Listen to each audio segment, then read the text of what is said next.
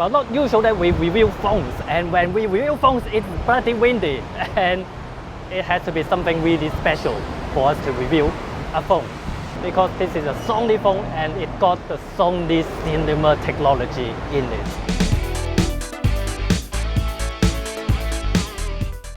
Now this is a brand new Sony Xperia 1. What's different, what's special about this phone is that this is the first time Sony have their other engineer from other division, not just making mobile phone.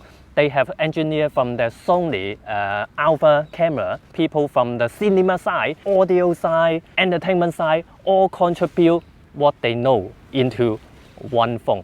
I think I have heard about Sony, how Sony works before, is that different division, different department, they work really separate. Everyone just manage their own stuff, but now they are changing that.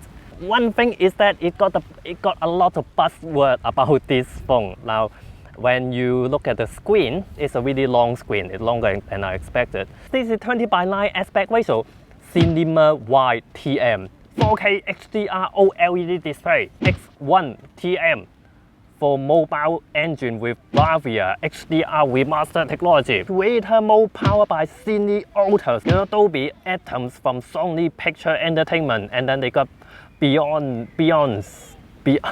never know how to pronounce it. Beyond X, which is like the image processor from the Sony camera. A lot of TM and copyright. It's a long phone. There's no notch. It's the more traditional, like it got a bit on top. It got black bar on top and bottom. It got a bezel, but it's pretty thin. It got 4 colors. This purple, black, white, and gray. Now, funny is that they don't have fancy word for this kind of color. It's just white, black, and gray, and purple. I like that. After a quick look around of the phone, let's start with its most unique feature.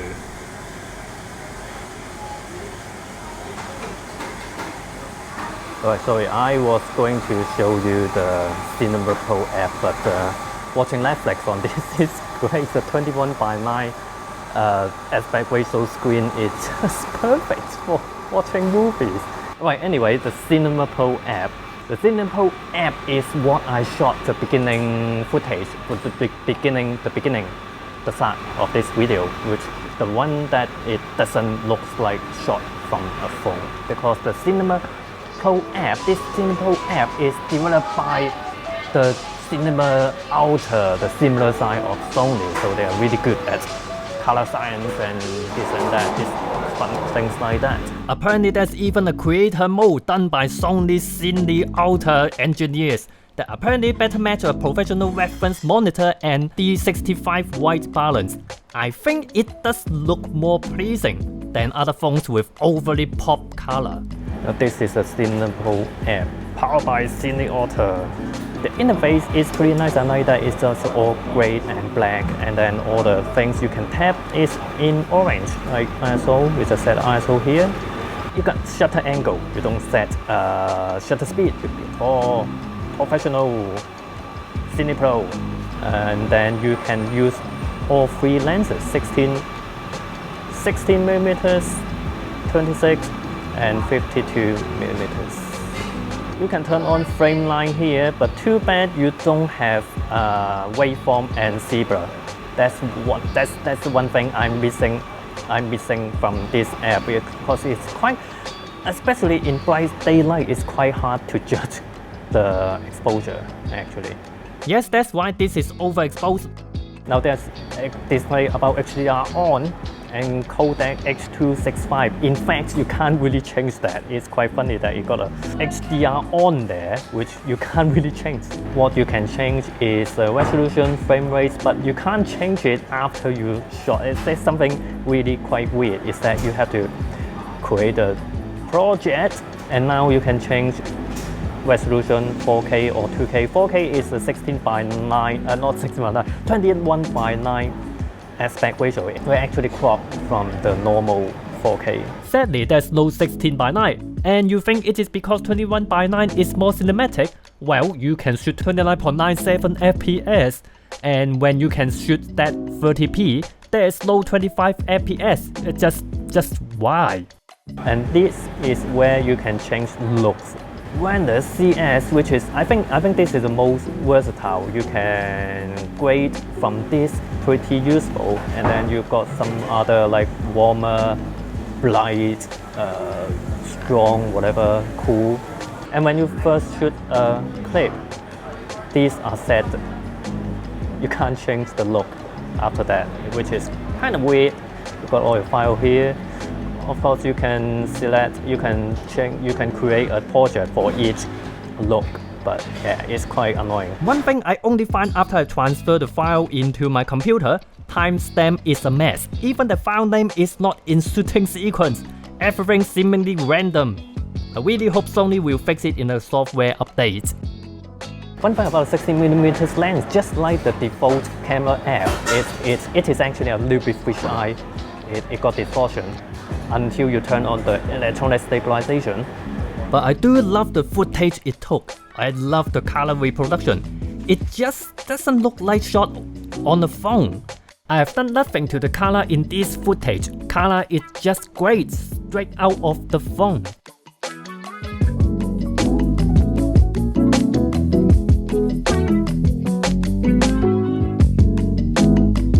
One more thing, you can also shoot HDR video with the normal camera app, although without any manual controls. So for general camera, I mean phone, the most interesting, actually I'm talking about the camera, I'll just talk about the camera in this video. The most interesting thing, of course, it's 3 different lenses, 3 different cameras, wide angle, 16mm and 26 and 52.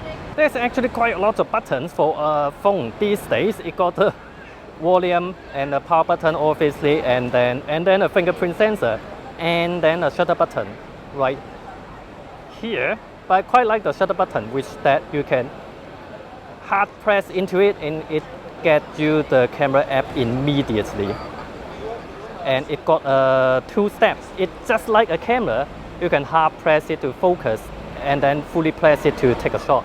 Although it quite easily took a burst, which I actually want to take a single shot. But it could be I can get used to it. Whoa, most phones don't have that wide angle. I love that.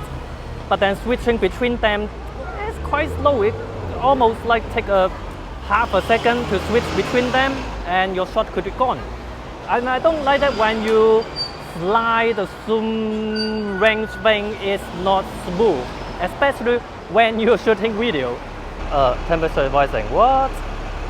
I just took some shot. Well, anyway, well, I have to do some screen recording, and it's not sunny as well. But anyway, I don't like. I'm going to show that I don't like that when you are recording video and when you zoom, it's not smooth. Okay, when you switch between lenses, it's just snap into it, and then you have to stop it before you switch to the wide angle. And when you're in the wide angle, yep, you can't zoom. The wide angle is like totally different camera for this phone. The wide angle 16mm is in fact not rectilinear. That's a setting you can choose to have it digitally corrected while lose some image quality. Although even the original still suffer from soft edges and color fringing. The other 2 lenses are much better in quality. I just don't like the overly sharpening done to these photos. I do like the wide angle, especially so tight in Hong Kong. Whoa, that is tight. Ugh. I mean, it's so refreshing to see wide angle on the phone. You know, the wide get really close. Resolution is a sensible 12 megapixel. I think photos from this phone are good, but definitely not among the best out there. Now I got hybrid AF, which is like got face detection and contrast detection. I think the AF speed is it's really pretty good. Usually when I press it, it just immediately take the shot. But what else? The first on this phone is that it got IAF on the phone. So it obviously from those Sony alpha camera technology, they bring it right into this phone. It's a cool party trick to see IAF during a burst continuous shooting, but I'm not sure does it really help with such deep depth of field. Even a more close-up shot, I don't think any phone would miss focus without IAF. Now one thing about the camera interface I quite like that is this is kind of like a semi-auto slider. You can slide it to brighter or darker. You don't really dial in it's basically exposure compensation. And it got a color temperature compensation, so you can dial in, almost like Instagram, you just dial in, I want a little bit warmer or a little bit cooler. If you feel like it, if you need it, you can really go into manual. Manual mode, you can just focusing, shutter speed, ISO, EV, white balance. Now in fact this is also the first Sony phone that you can take RAW, but not with the default camera app. Just like an iPhone, you have to get another app that supports getting the RAW photo from the phone. Just like the Lightroom app, there's no setting for any HDR effect, but obviously it applies auto HDR. As you can see, it applies HDR when there's more sky in the frame. And similar to a lot of mobile phones, this HDR effect gives you more dynamic range than even shooting with RAW. But by shooting RAW, you are free from the usual mobile phone look, the over-processed look. What you get from RAW are some more organic looking photos. Video there's no menu thing for video at all. If you tap the menu, the Pro menu icon, it turns into still mode. Last but not least, it can take impressive 960 frames per second slow-mo in Full HD. Although it only captures less than a second of slow-mo when you press a button. The footage you are seeing here is already conformed, baked in. So if you can't catch the moment, this is what you will get. You can't choose another section of the video to slow down. The Xperia one has a lot of unique quality. The 20:9 Cinema wide TM HDR screen is gorgeous. Well yes, 4K is overkill on the phone, but paired with Creator Mode powered by Sony Ultra, it is unlike any other phones out there for watching movies. It also takes HDR video, not many phones can do that. And also the Cinema Pro app is unique to this phone. Only. It is an important move for Sony to combine every asset they have into this phone. And I can't wait to see more of these crossover like Cinema Ultra on the A7 cameras. Anyone?